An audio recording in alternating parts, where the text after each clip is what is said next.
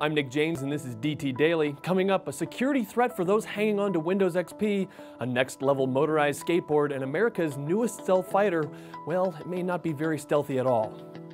Newsflash, Microsoft is no longer supporting XP, so if you're still rocking XP, there's a new security threat that just may convince you to upgrade.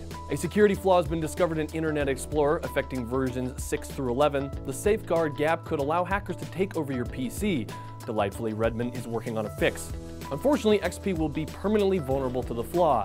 Even though XP is perhaps Microsoft's best-loved version of Windows, all good things must come to an end.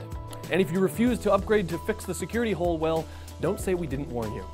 We've seen some pretty trick motorized skateboards, but nothing so far outclasses this creation from the guys at Baja Board.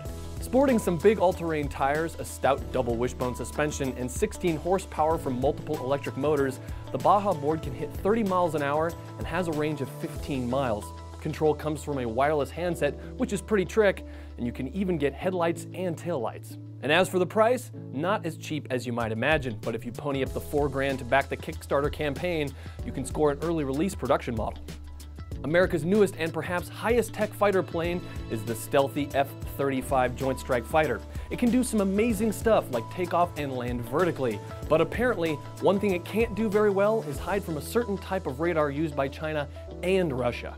According to an opinion piece in Aviation Week, the F-35 is vulnerable to detection by VHF-type radar, a problem stealth plane builders have been trying to solve for decades. The stealth bomber can defeat VHF because it doesn't have tail fins, while the F-35 has two.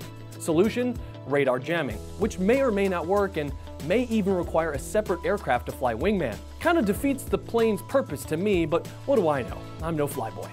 It's another setback for the F-35, which has had teething problems since it was given the green light in 2001. Since then, the program has ballooned in cost from $200 billion to well over $1 trillion for the 50 years the plane is expected to be in the air. So we really hope they get that radar problem figured out soon. And that's DT Daily for today. We'll see you tomorrow.